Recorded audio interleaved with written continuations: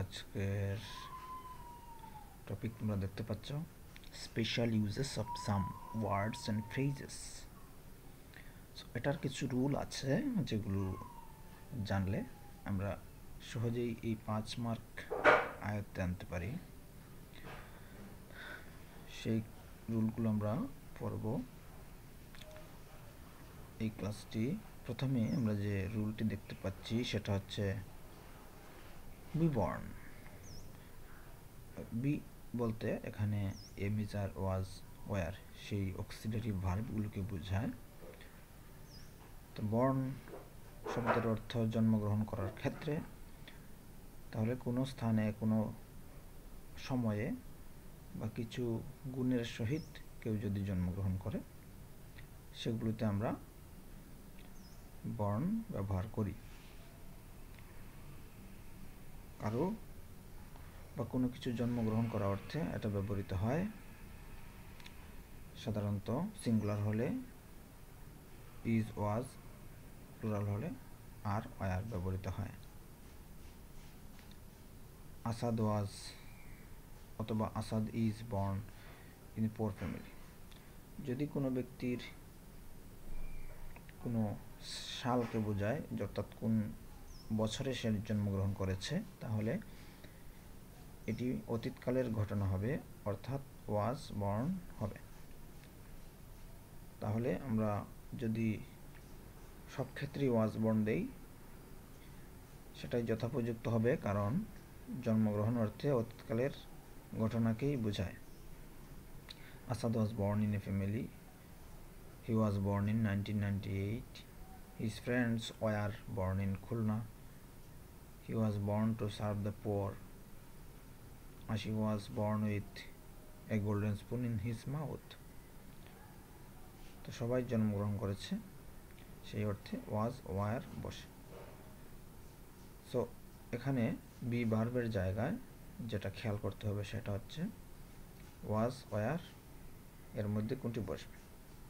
যদি আই থাকে তাহলে ওয়াজ, হি থাকলে ওয়াজ, আর যদি বহুবচন থাকে তাহলে ওয়ার বসবে। পরের যে ফ্রেজটি হ্যাভ টু, কোনো কাজ বাধ্যতামূলক করতে হয়, সেই অর্থে আমরা হ্যাভ টু হ্যাজ টু ব্যবহার করি। হ্যাভ টু হ্যাজ টু এক অর্থে মাস্ট এর মতোই কাজ করে। মাস্ট অর্থে কোনো কিছু জোর দেওয়া বোঝায়, হ্যাভ টু অর্থ কোনো কিছু বাধ্যতামূলক বোঝায়। যদি কোনো বাক্যে ক্লু হ্যাভ টু থাকে, এটার বিভিন্ন ফর্ম বসতে পারে। হ্যাভ টু বসতে পারে, হ্যাজ টু বসতে পারে, অথবা হ্যাড টু বসতে পারে। হ্যাভ হচ্ছে প্লুরাল এবং হ্যাজ হচ্ছে সিঙ্গুলার, এবং হ্যাড হচ্ছে অতীতকালের ঘটনা যদি বোঝায় তাহলে হ্যাড টু বসবে। আমরা কিছু উদাহরণ দেখি। যেহেতু এটি মডেল অক্সিলারি ভার্ব, অবশ্যই মেইন ভার্বের আগে বসবে এবং মেইন ভার্বটি প্রেজেন্ট সিম্পল হবে। স্টুডেন্টস যেহেতু বহুবচন তাহলে হবে হ্যাভ টু রেসপেক্ট। হি যেহেতু সিঙ্গুলার তাহলে হবে has to. Monir singular, Monir has to complete the task. He has to perform his duty next. এখানে উইল হ্যাভ টু দেওয়া যেতে পারে, এটা স্পেসিফিক্যালি উইল, অথবা শুধু হ্যাজ টু দিলেও হবে।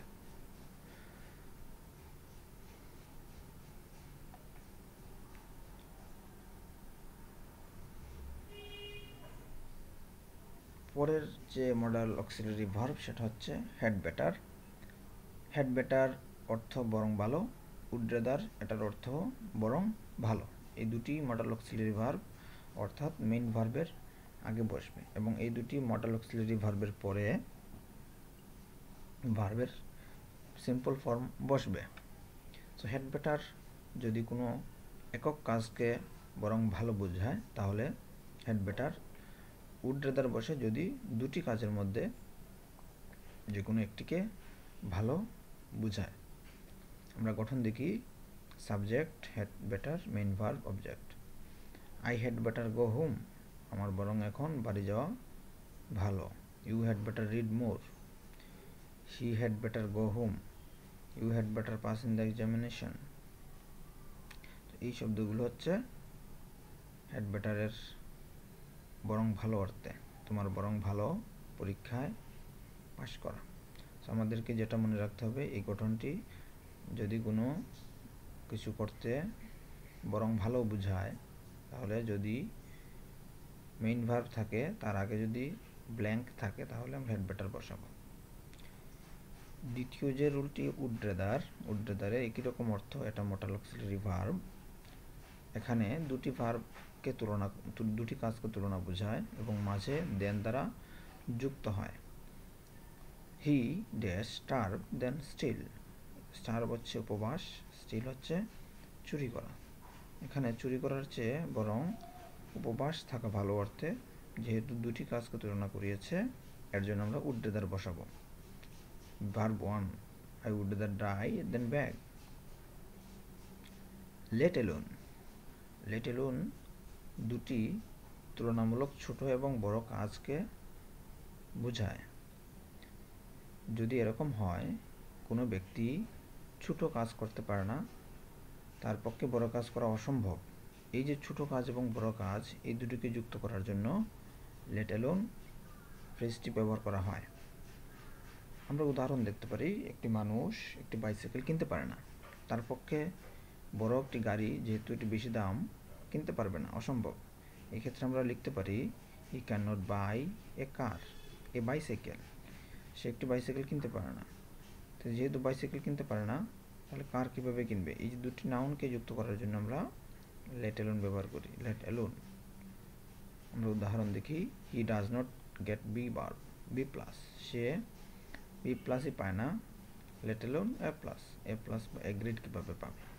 She cannot walk a kilometer, let alone 10 kilometers.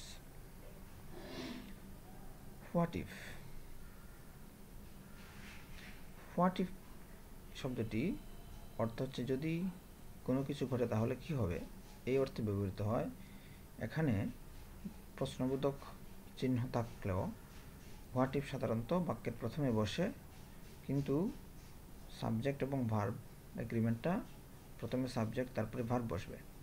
যদি কোনো বাক্যে দেখা যায় প্রথমে ব্ল্যাঙ্ক আছে এবং শেষে প্রশ্নবোধক চিহ্ন আছে, কিন্তু মাঝে অক্সিলারি ভার্বের আগে সাবজেক্ট, অর্থাৎ সাবজেক্ট পরে অক্সিলারি বা মেইন ভার্ব, তাহলে হোয়াট ইফ বসবে। What if the message is true? What if I fail in the examination?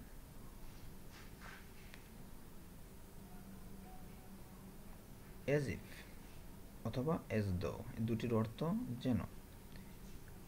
এই দুটি ফ্রেজ কল্পনাসূচক দুটি ক্লজকে যুক্ত করে। এই দুটি ফ্রেজ বসানোর ক্ষেত্রে দুটি নিয়ম ফলো করা হয়। যদি এজ ইফের প্রথম অংশে প্রেজেন্ট ইনডিফিনিট টেন্স থাকে, পরের অংশে পাস্ট ইনডিফিনিট। যদি পাস্ট ইনডিফিনিট থাকে প্রথমে, তাহলে পরে হবে পাস্ট পারফেক্ট। গঠনটা দেখা গেল, subject V2, subject head V3। আমরা উদাহরণ দেখি, হি স্পিক্স, সে কথা বলে, ড্যাশ হি নিউ এভরিথিং, প্রথমে প্রেজেন্ট টেন্স, পরে পাস্ট ইনডিফিনিট টেন্স, মাঝে এসি বা এস দো বসবে। এটার অর্থ হবে সে এমনভাবে কথা বলে যেন সে সব কিছু জানে। এটা হচ্ছে অবাস্তব, অর্থাৎ আসলে জানে না, কিন্তু এজ ইফ দেওয়ার কারণে মনে হচ্ছে সে সব জানে। হি টকড, সে কথা বলেছিল এমনভাবে যেন সে আমাদের সবাইকে চিনে। হি হ্যাড নোন অল, সে এমনভাবে কথা বলেছিল যেন সে পাগল। Age if he war A mad, তো যেহেতু এটা অবাস্তব, এর জন্য সবসময় বি ভার্ব ওয়ার বসে, অর্থাৎ এজ ইফ এবং এজ দো যেহেতু অবাস্তবকে বোঝায়, এর জন্য বি ভার্ব সবসময় ওয়ার বসে। হোয়াট ইজ ইট লাইক এবং হোয়াট ডাজ লুক লাইক, এই ক্লাসটি আমরা পরের ক্লাসে পড়ব। প্রথম রুল থেকে আমরা কিছু প্রশ্নের উত্তর দেবে।